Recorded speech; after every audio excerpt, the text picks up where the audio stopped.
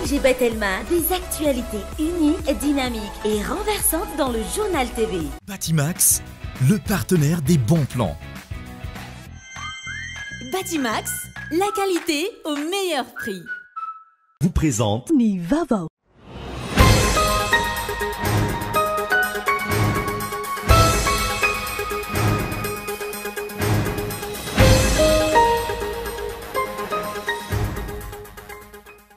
Nanomboka omaly ary nitoy androany ny fitsarana ny mbola rajaona teny anivon'ny paky na nitendrom-pitsarana misahana ny ady amin'ny kolikoly telo taona ty aorinany ny samborana azy antony fanenjehana ny fanaovana kolikoly ny fampidirana entana tsokosoko tao amin'ny fahadiseranana sy ny tsy fandoavan-ketra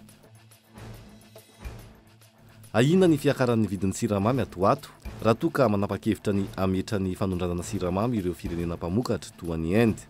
Avesatra ny fiatraikan'izany eto an-toerana raha tsy mandray fepetra entitra ny fanjakana na izany amin'ny fameram-bidy na ny famelomana ny orinasa mpamokatra eto an-toerana hoy ny mpahay toe-karena.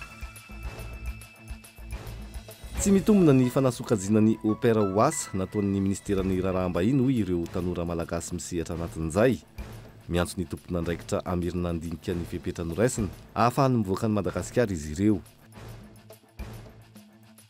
Mitohy hatrany ny fitatiavam-bahaolana ho an'ireo mpampianatra mpikaroka eny anivon'ny université. Nisy nanomboka omaly ny fihaonana teo amin'ny ministeran'ny fampianarana ambony sy ny fikarohana ara-tsiansa notarian'ny ministra tokony andraikitra sy ny teo anivon'ny CSS manerana ny nosy manambana ny anatanteraka fitokonana hatrany ankilana izy ireo raha tsy misy ny vahaolana mazava momba izay. Maresaka iraisam-pirenena raika amby roapolo farafahakeliny no maty no ny fitovirana nataona tovolahy 12 taona iray tao amina sekoly iray tany Texas.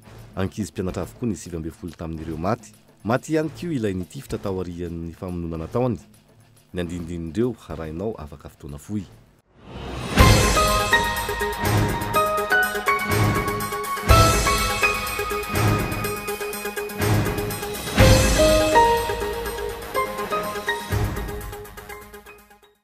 Manatitra ny araba tongo lasy tongo vavy tonga soa indray atao anatin'ny fotoanan'ny fampalalamba-bao amin'ny fiteny malagasy amin'ity alay ity.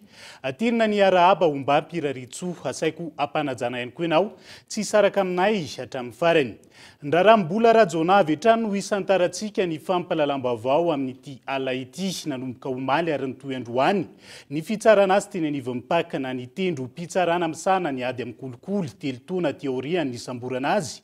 Antony fanenjena ny fanaovana kolikoly ny famidina entana tsokosoko tao amin'ny fahadiseranana ary ny tsy fandoavan-ketra. Fanampanazavana makasika izay. Omaly talata fa 4 Mei no niakatra fitsarana teny amin'ny paky na ny pôle anti-corruption raha mbola rajona. Tsy nisy nivoka-pitsarana nandritra izany ary nitoy androany ny fitsarana azy teny an-toerana. Ny fampidirana entana tsokosoko tao amin'ny fahadiseranana, ny tsy fandoavan-ketra, ny fanaovana kolikoly sy ny famotsim-bola, ireo no antony anenjena ity mpandraraha akaiky ny fitondrana sy ny filoha teo aloha ity. Ampolony mahery ireo vavolombelona sy ireo mpiasan'ny fahadiseranana tonga teny anivon'ny paky voantso nandritra ny fitsarana ho an'ny androany. Hatramin'ny ataondro teo, tsy mbola nisy nivoka-pitsarana ary tanatin'ny fiatrehan'ny fitsarana ireo voaroroy anatin'ity raharaha ity raha ny loharanom-baovao. Tsy ahifina, naharitra 3 taona ny tanàna ponja ity mpandraraha ity teny amin'ny fonjany sy afasimery tsy atosika tao aorian'ny nisamborana azy ny taona 2014. Mialohan'ny hatreny ny fitsarana ankehitriny. Isan'ny vaovao mafampana araka izany mahakasika izay ka andrasana rotatirina miandalana eto amin'ny fampalalam-baovao kolo hatrany ny fivoaran'izay raharaha mahakasika ny mbola rajona izay.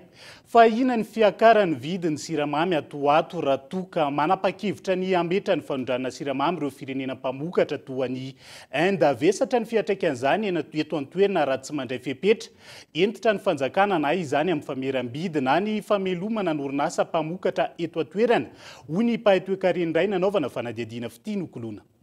Ny voalohany volana jona ho avy izao no nanapa-kevitry Inde fa ametra ireo siramamy izay ho ahondrana. Raha fanazavan'ireo mpahay toe-karena miditra amin'ny krizy ara-tsakafo izao tontolo izao ka manomboka manangobokatra ireo firenena matanjaka mba hitsinjovana ny tombotsoan'izy ireo. Tsy maintsy hisy araka izany fiakaran'ireo siramamy raha manena ny fanondranana ireo firenena ireo. Izy moa zany mazava ho azy noho n'le fikorotanan'ny varotra zany sy ny toe-karena eran-tany zany vokatry le krizy any Ukraine io zany dia mezaka zany ny satria tahorana zany amin'izao ny hoe isy krizy alimentaire mondiale.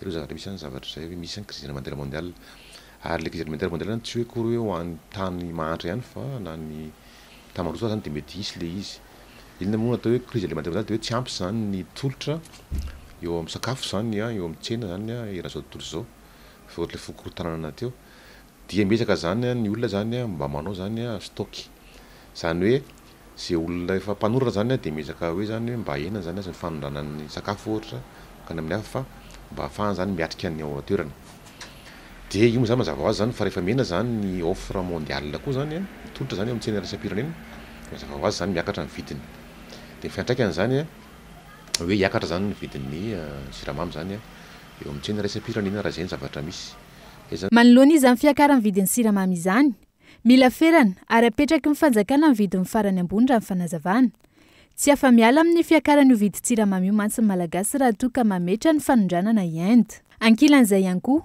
ny famelomana ireo orinasa eto an-toerana izay mamokatra siramamy no anisan'ny vahaolana amin'ny famerana ny vidy siramamy vitsy zany le grossiste zany mety mivarotra an'le siramamy fikorateur satria noho izy hoe lafo zany ka io zany mila fantarina hoe inona ny malafo an'le vidin'ny siramamy zareo moa ve le sarany na hoe coût zany de production ny sara-pamokarana ve ny lafo zareo ve ny tena hoe tiaka tombarotra be loatra de pakariny ambony ny vidin'le izy satria raha janina koa mantsy hoe tsara kalitaony zany le vidatoerany satria izy zany vita amin'ny fary le izy siramamy mena le izy tsara zany kalitaon'le izy de mety zay le izy fa io zany tsara danina zany le izy ka raha ohatra zany ka tena hoe sara-pamokarana no antony tena hoe mampitangana amin'ny vidiny de eo koa zany tsika zany eo zany fanjakana zany tokony miazira zany io mandray andraikitra hoe inona zany no atao hanampiana an'ireo orinasa ireo mba tsy ho maty antoka izy satria efa lafa zany vidy siramamy any ivelany de ina moa ny olana raha ohatra hoe tohanana le orinasa ireo satria sady mizay izy mamorinasa no ny olona mamokatra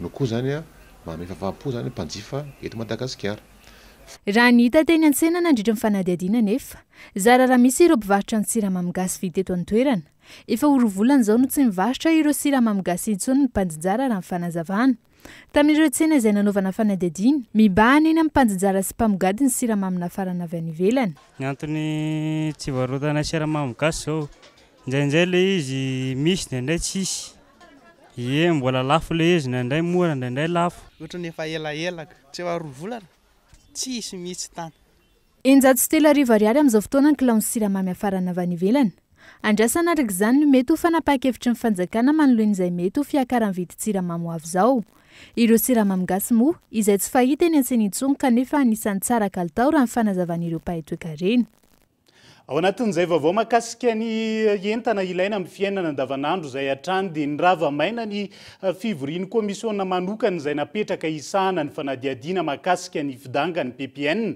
izay nokasaina atao androany teny anivy ny anteny mera-pirenena noho ny tsy fahatongavan'ireo solombavam-bahoaka mpikambana ao anatin'io komisiona io no tsy nahatontosa izany araka ny fanazavana Henri Florion manoloana fidangany vidin'ny PPN amin'izao fotoana izao eraka Madagasikara natsangana teo anivy ny anteny mera-pirenena ilay komisiona manokana anadihadiana ny antony mahatonga fidangany vidin'ny zavatra ilaim-ponina amin'ny fiainana andavanandro io araka ny voafatra tao anatin'ny fandaharam-potoana ny anteny mera-pirenena androany tokony hanao ny fivoriana ireo solombavam-bahoaka mandritra ity komisiona manokana ity rava-maina ny fivoriana raha toka tsy nisy tonga ireo solombavam-bahoaka natrika ny fotoam-pivoriana manokana ity nareo nahita moa zany fa efa niemitra foana izy ty efa tamin'ny Desambra no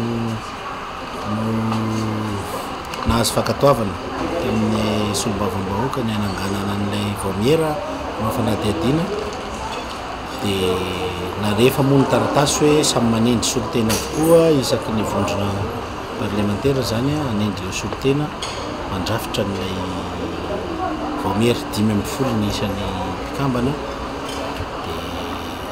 tamin'ilay fitovam-pivoriana tsy tanteraka ilay izy izao indray mivory dia tokony androany no ananganana azy voaterina tsona tsirairay isaky n'ireo vondrona parlementaire koa ny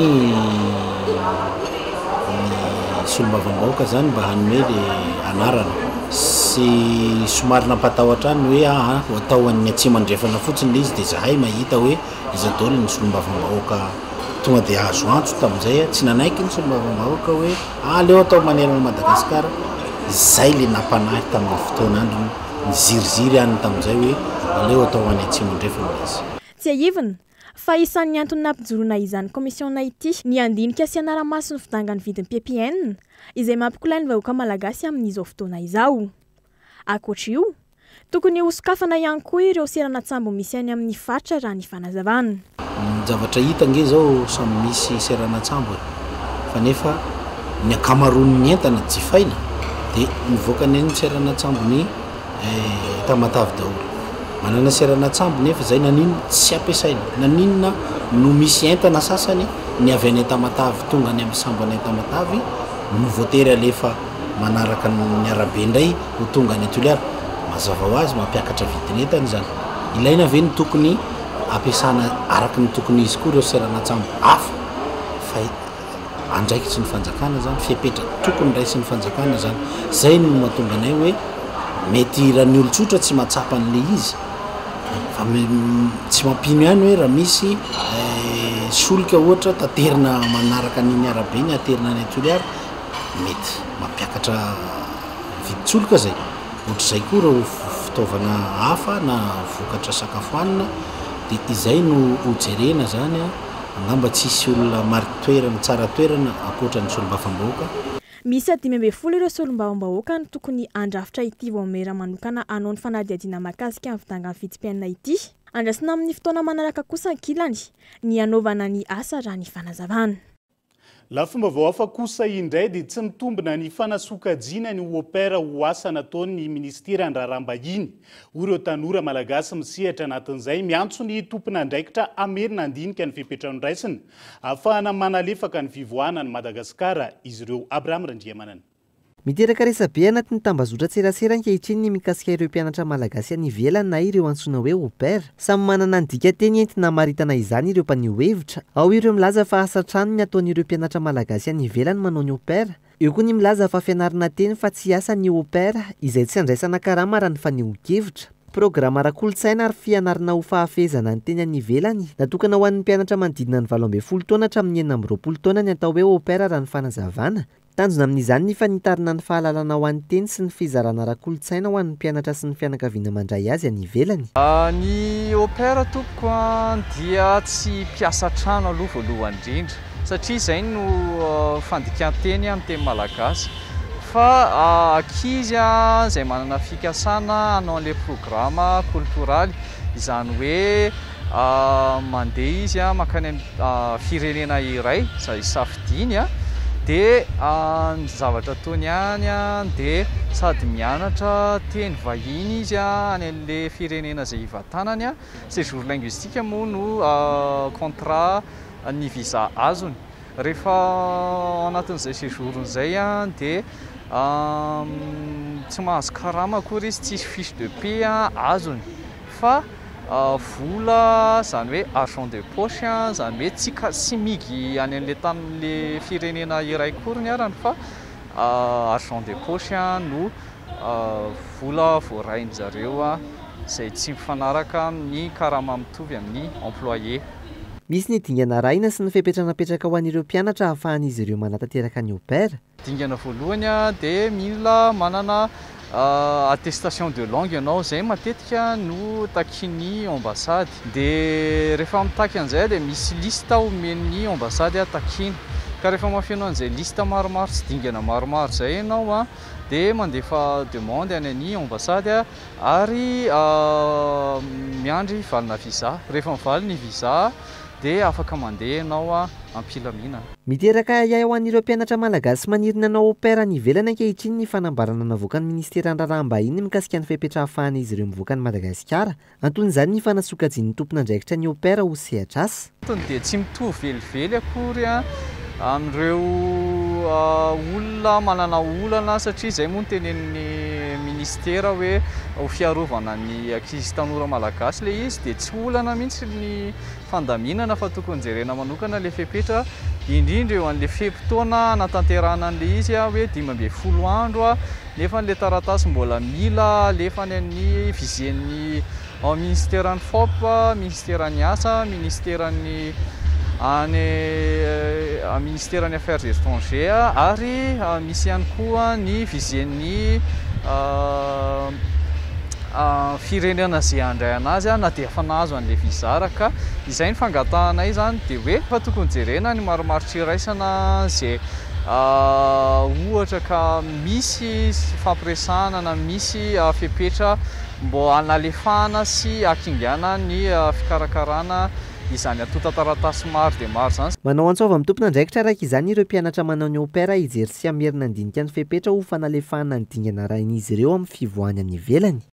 Araka ny efa nentina teto amin'ny fampahalalam-baovao omaly dia tsy ireo mpianatra na ireo opera na ireo mpiasa makany velany sy ireo mpila ravinahitra amin'ny ankapobeny ihany no mitaraina mahakasika an'iny fepetra napetraka ny teo anivony ministera ny raharaham-bahiny iny fa isany mitaraina avokoa ny rehetra indrindra ireo mila raharaha sy mila ravinahitra makany velany.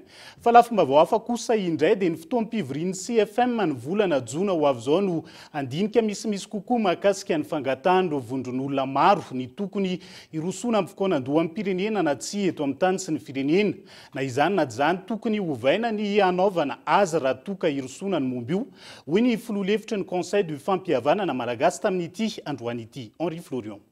Iray amin'ireo soatoavana mampiavaka ny malagasy ny kolontsaina ny fampiresahana sy ny fankana hevitry ny maro izay nambara fa matakadavitra indrindra fa amin'ny fitadiavana tombosoa iombonana. Manoloana io hevitra maro ihany koa ny mivoaka atao ao izay mahakasika ny tokony hirosona ao anatin'ny fokonan-doha amin'ny pirenena. Manana adidy lehibe amin'izany ary antom-piasain'ny CFM na ny conseil du fampihavanana malagasy ny mikarakara izany fokonan-doha pirenena izany. Isan'ny lahadinika ny CFM ao anatin'ny fotoam-pivorian'izy ireo amin'ny volana jona ho avy izao ny mahakasika ity fokonan-doha ity. Andraikitra ary iraka nametrahana izany conseil du fampihavanana malagasy zany izay hoe fametrahana fitoniana eto amin'ny firenena ka anisan'ny fomba anankiray zany, lalana anankiray zany hoe ny fifampiresahandrehetra mba ahafahana mijery zavatra miaraka mba hanaovana teny irana amin'ny zavatra anankiray mba hisiny filaminana. Ka raha ndresaka hoe fionan-doha-pirenena izay eno amin'izao fotoana izao eny amin'ny sehatra maro misy fifampiresahana manolona maro dia enonay tsara mihitsy resaka hoe fionan-doha-pirenena. Ka amin'ity volana jiony ny CFM dia manao ny fivoriam-be ara-potoana faharoa ka antenaina fa ao anatin'izany fivoriam-be faharoa zany dia tsy maintsy ho ao anatin'ny zavatra hodinian'ny CFM reny zavatra fangatahana sy ny zava-misy eto amin'ny tany sy ny firenena ireny. Mila fandinihana sy fahamarinana lalina ny mahakasika ity fokonan-doham-pirenena ity mba ho vokatra tsara sy araka izay nokendrena fa ilainy ny firenena no hivoaka aorian'izay. Efa tao anatin'ny taona maro tsika nanao an'izany hoe fitonan-doha-pirenena zany zavatra tsara zany ho amin'ny firenena hoe manana finiavana ifampiresaka mba ifampiaino zava-dehibe zany. Fa kosa anjarantsika mihitsy hoe mitsara teny tsika mianakavy hoe nataontsika izy ireny nanaovantsika inona ireny mitondra inona tamin'ny firenena ireny.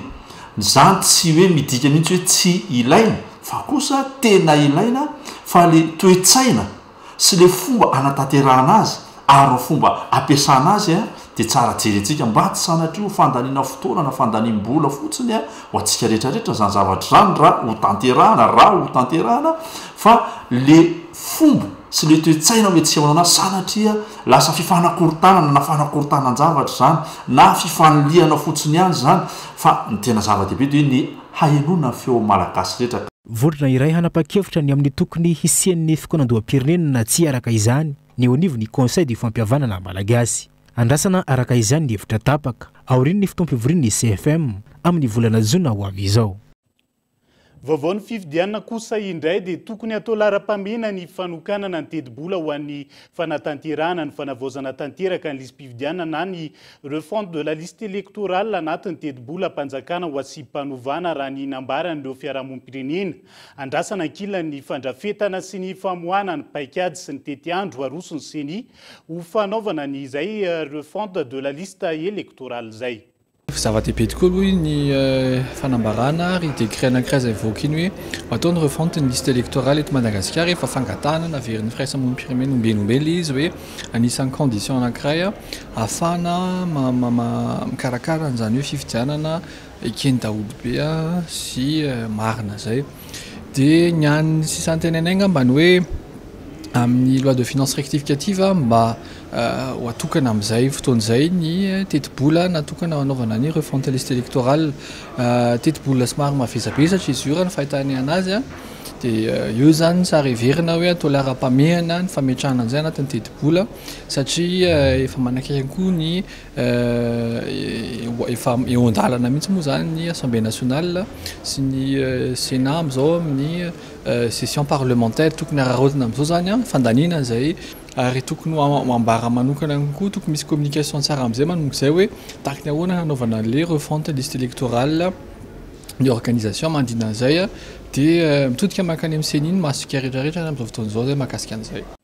Fa natomboka tamin'ny fomba ofisialy omaly ny fampiarana ny andininy fahatelo amin'ny didim-panjakana nolanina tamin'ny 3 jona 2022 mahakasika ny fandoavana nonotro ireo olona voakasika ny fanamboarana ny rokada diarivo 7 isanjaton'ireo nanandratrano zava-maniry fambolena sy ireo veriasa no efa nahazo ny onitra hatreto ny alarana evison.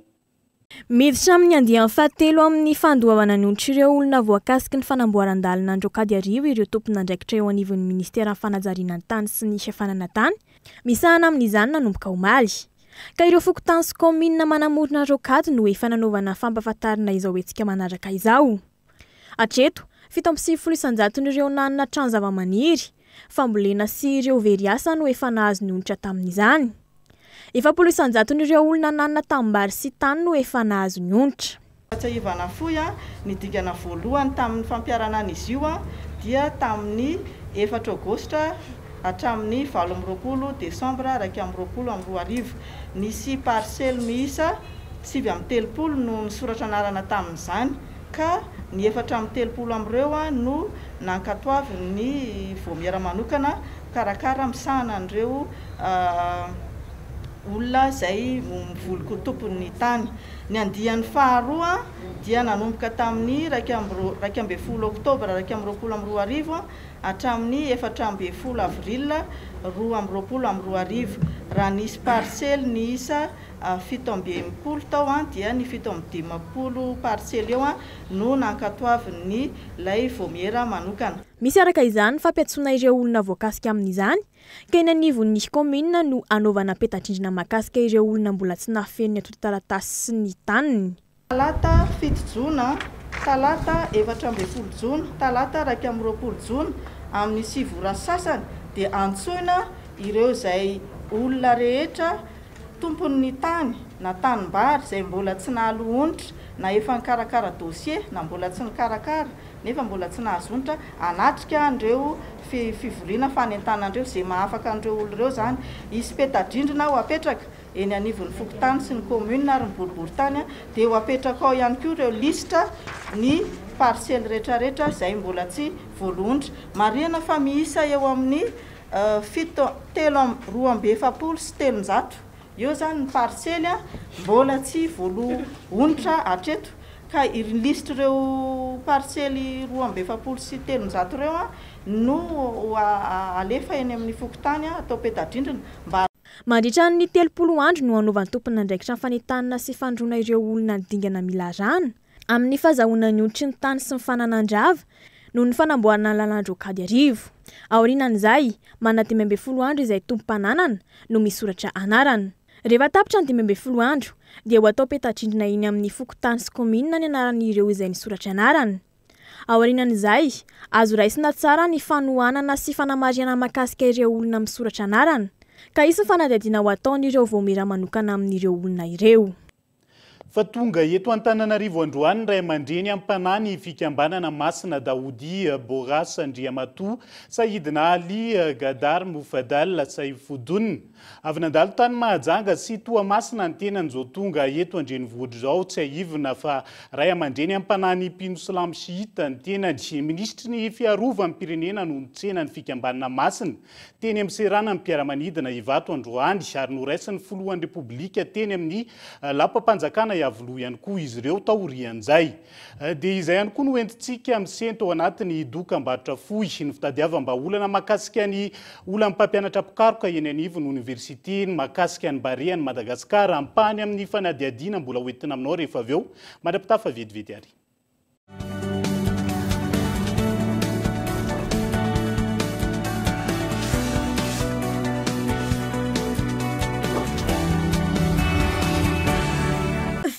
finday cadeau aneny ary arotiny fianam-bidy afinda telma infamprime sy Legion Max dia tolory fanomezana tsara indrindra ineny tonga vaingana eny amin'ny Telma Shop tolotra manankelatra amin'ny 3 zona.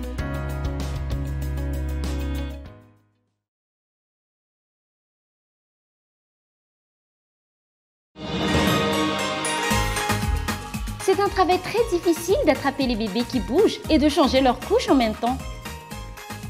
Avec la couche culotte Molfix, changer les couches est maintenant très facile.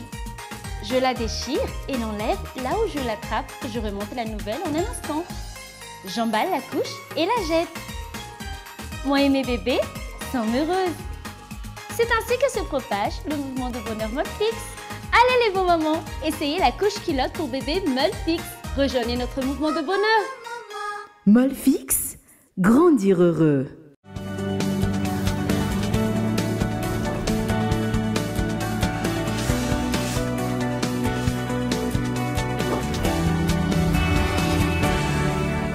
Tonga tsoa indray ato anatin'ny tapany faharoa amin'ny fampalalam-bavao amin'ny fiteny malagasy amin'ity ala ity tontolon'ny fampianarana avy hatrany no isantarantsika izany mitoetra ny fitadiavam-baolana ho an'ireo mpampianatra pikaroka eny anivon'ny université nisy araka izany nanomboka omaly ny fionana teo amin'ny ministera ny fampianarana ambony sy ny fikarohana ara-tsiansa notaria amin'ny minisitra tompon'andraikitra sy ireo teo anivon'ny CSS manerina nosy mahakasika izay manambana ny anatantateraka fitokonana hatrany ankilana izy raha tsy misy ny vahaolana ampiarina mahakasika izay fitiny kolona. Taorian'ny tatitra izay natao nandritry ny fivoriam-ben'ny CSS Antananarivo, nisy fihaonana teo amin'ny CSS sy ny ministera mba ahafana mitondra fanatsarana sy mitady vahaolana maharitra, mety ho fanatsarana tolo-dalàna momba ny fizakatenan'ireo université, ny toeram-pampianarana sy ny fikarohana nasionaly eto Madagasikara. Nisy ihany koa ny fifanatona ny filohan'ny androm-panjakana HCDDD tamin'ny fitsarana avy momba ny lalam-panorenana ka nanomezany toky ny amin'ny hoe mety hisy ny fionana eny fanady tsy amin'ny fomba ofisialy. Anisan'izany ny fanaovan'ny ramatoa ministry ny toe-karena sy ny vola sony ilay communication verbale conjointe izay efa ao amin'ny Brownia nandritry ny fotoana elaela. Manaraka an'izany dia ilay ny CSS Ampanantananarivo ny fisitrahana an'ireo poste budgétaire raiky amin'ny 7,500 izay efa tinapaky ny fitondram-panjakana fa handraisana mpampianatra pikaroka tena mampianatra tokoa fa tsy hoe korya ireo zay alefa fotsiny avy any ambony. Etsakilany vonina ny CSS sy ny ministera PIA ny amin'ny voana amin'izao olana izao raha ny fanazavana trany. Ny ACC sy ny mpanendry azy ny voakasika n'izay fizakantena izay satria ireo ny tokony ivantanany ny famahana olana. Ny momba n'ilay teboka fito kosa anisan'izany ilay nilazaina teo anankiroa santionany fotsiny dia ao ny ministera PIA, ao ny ministera ny vola sy ny toe-karena, eo ihany koa ny nafana zany ny tondra fanatsarana araka ny fanamariana nataony ACC anireo teboka anankidimy, tsy teboka anankidimy fotsiny aza tao anatin'ilay lalàna nitondra ny laharana 120 tsipika ohatra 7 momba ny fizakantena no natao fa efa tena niezaka ny CSS sy ny ministera ary nampiny ireo manampahaizana faratampony amin'ny lalàna momba ny constitution. Manohy ny antso amin'ny fitondram-panjakana ireo mpampianatra pikaroka anatanteraka ireo ny fanarahana rehetra ary mangataka ihany koa izy ireo ny sy ny fifanarahana ara-taratasy. Efa ela ihany izay fitadiava mba olana mahakasika izay olana eny anivon'ny université izay saingy hatreto aloha dia mbola tsy misy ny vahaolana mazava arosona izany ho an'ireo mpampianatra pikaroka sy ny mpianatra na ireo mpandraharaha eny anivon'ny université ihany koa amin'ny ankabeny. Fa ao anatin'izay tontolon'ny fampianarana izay hatrany dia EPP miisa 7 anatin'ny faritra Analamanga no nahazo ny laharana voalohany tamin'ny fifaninanana natao hiadiana amin'ny tsy fanjarian-tsakafo eny anivon'ny sekoly amin'izao fotoana. Ankoatrizay ho tohizana ihany koa ny fanofanan'ireo tompon'andraikitra eny anivon'ny sekoly amin'ny lafiny fahadiovana. Nahitana vokatra tsara etsika ady amin'ny tsy fanjari-tsakafo eny amin'ireo EPP miisa 2 teto amin'ny fatra Analamanga sy EPP miisa 9 ao amin'ny fatra Alaotra Mangoro. Raha teto Analamanga, sekoly miisa 9 tamin'ny Sisko miisa 3 no nahazo voalohany tamin'ny fifaninanana. Ampitana ireo afatra tsara fantatra amin'ny ady amin'ny tsy fanjari-tsakafo eny anivon'ny sekoly satria ireo mpianatra ireo dia anisany ataontsika hoe fantsona anankiray ahafahana mampita ireo afatra mahakasika ny ady amin'ny tsy fanjari-tsakafo. Nisy 2 ny sekoly raha teto Analamanga, 7 tany Alaotra Mangoro. Raha ny teto Analamanga manokana dia nisy sekoly anaky 7 no nahazo ny voalohany, zany hoe niparitaka nanerana ny Sisko anaky 3 zany ireo zavatra azo. Misy ny ataontsika hoe fakasitrahana vola izay ahafahana mbola manohy ny tetikasa eny anivon'ny sekoly. Eo ihany koa ny fakasitrahana toy ny boky, toy ny fitaovana fambolena amin'ny resaka agriculture urbaine. Misy ihany koa ny toy ny vilany ahafahana manohy ny ireo cantine scolaire. Eo ihany koa ny ataontsika hoe petit matériel agricole matsinitsinika zany. Ankoatran'ny fifaninanana, efa misy ny sampandraharaha misahana ny fampiofanan'ireo tompon'andraikitra anivon'ireo sekoly amin'ny resaka fahadiovana sy ny fanamafisana ny ady amin'ny tsy fanjari-tsakafo. Ny fanjari-tsakafo ny fahadiovana moa zany dia ao anivon'ny ministeran'ny fanabeazam-pirenena dia misy ny atao hoe sampandraharaha ny fanjari-tsakafo na famameny cantine scolaire sy ny fahadiovana, ary misy koa ny atao hoe fitalehavana paskoma. Ireo dia miara-miasa zany ao anatin'ilay fanatsarana ny sakafo ho an'ny ankizy ary ny fahasalamana ho an'ny ankizy. Dia misy mihitsy zany ny atao hoe tsy tetikasa tsoma fa efa atao ilay izy fampiofanana ny anivon'ny sekoly, ao miofana ny sefozapy, ny mpampianatra, ny talenty-tsekoly. Tsy nijanonatra eo ny hetsika ady amin'ny tsy fanjari-tsakafo fa ny amafisana izany eny amin'ireo EPP rehetra manerana ny nosy. Lafo mavaoafa kosa indray dia tonga eto Madagasikara ny andiany 12 amin'ny faninanana Orange Summer Challenge ho fanohanan'ireo tanora izay manana tetikasa ny hetsika ka tetikasa miisa 4 no arahana akaiky mandritra ny 3 volana anatin'io. Efa misokatra ny fisoratana anarana ho an'ireo tanora mikasa ny anangana orinasa indrindra ireo mpianatra. Tetikasa izay mandidina ny tontolon'ny nomerika sy ny teknôlôjia avokoa no fantena nahary hatramin'ny 10 € lela vola orombany izay tetikasa tsara indrindra anatin'izay fanampanazavana. Orange Summer Challenge 2022 efa édition 12 io no nisy fa eto Madagasikara zay vao isy ny amin'ity taona ity.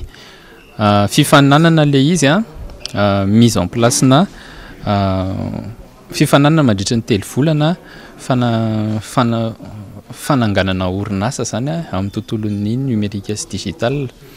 Dia ao anatin'ny ny fisoratana araka le teneniko teo hatramin'ny 20 juin. Misy profil n'olona maro be da be sélectionnenay mandrapahatonga an'izay sur sélection na CV. Rehefa voazonay le CV dia mbola misy test évaluation na compétence ahafahan zareo voaray amin'le micomposé an'le équipe Madagascar Orange Summer Challenge 2022.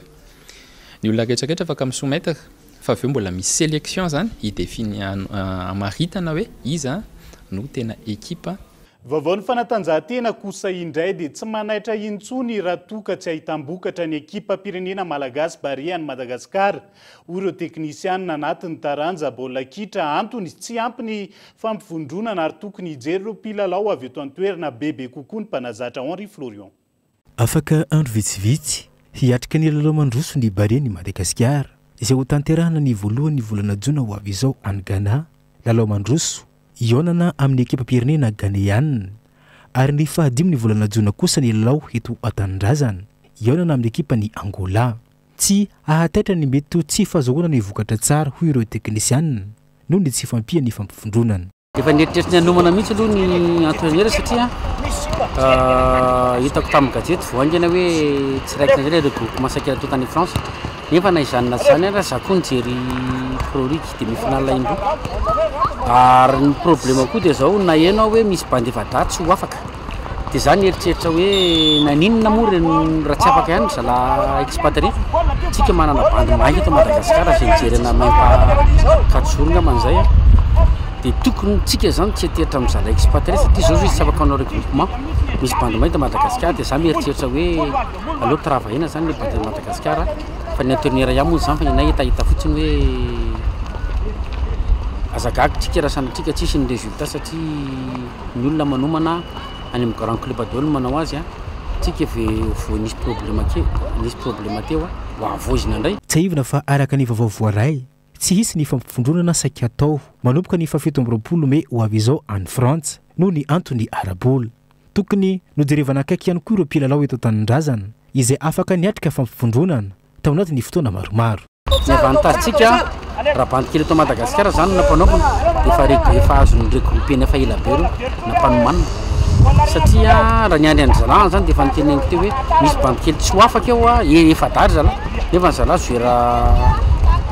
zoera azona bedina tsara dia ny avantage tamin'izay efa ny regroupé ameo kohatra akaiky fotsiny zao tsika hoe ny Jeux olympiques 2024 zao ny 23 zao efa nomanina efela be zay natao tany fianarantsoa am'ireo koa zany misy zoera tsara tokony mba fampidiniana za zany mino fa tsika koa manana DTN amin'izao fotoana zao olona zoera capitaine tamin'ny équipe nationale radrosoneva za zany mino fa ny fisinio koa anisany niana tsara ni satria izy sady nanao baolina ny nianatra nanana diplôme dia za zany mino fa ho tsara le izy raha ohatra ka misy fifandraisana amin'ny zoera sy internera le DTN eto Madagasikara mpilalao 5 ihany koa no fantatra fa tsy ho avy mandritra ny andro voalohany sy faharoa amin'ny fifantsanana kana 3 ionana amin'ny Ghana sy Angola ity noho ny ratra mahazo azy ireo misy ihany koa ireo tsy avototra ny kluba misy azy toa andry Romain Betanir, Alexandre Ramalengom, Abel Anissé, Marco Elia Maharitra, Fabien Boye ary Thomas Fontaine. dia izay ihany koa no entintsika miampita amin'ny maresaka iraisan'ny pirenena raika amby roapolo farafakelo no maty noho ny fitifirana nataona tovolahy 18 taona iray tao amina sekoly iray any Texas. Ankizy mpianatra avokoa ny 7 tamin'ireo maty ihany koa moa ilay nitifitra taorian'ny famonoana nataon'ny fanadiadino amin'ny Sary France 24.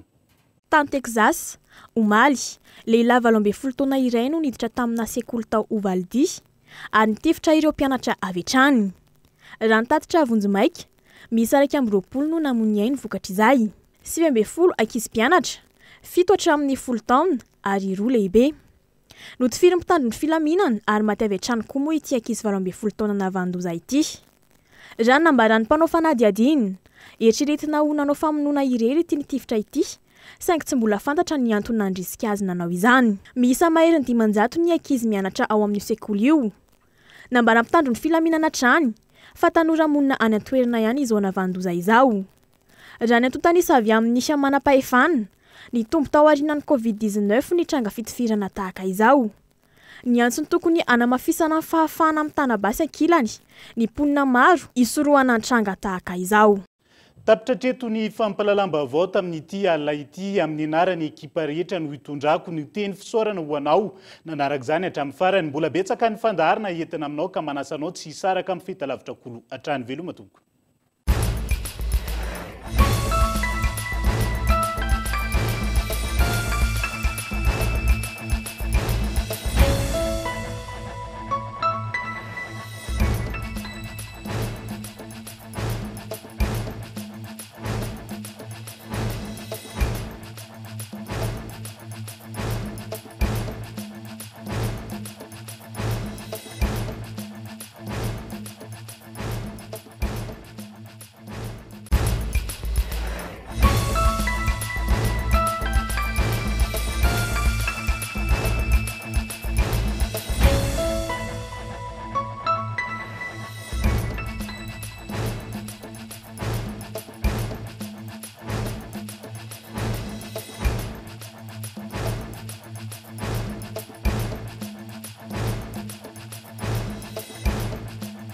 Batimax, le partenaire des bons plans.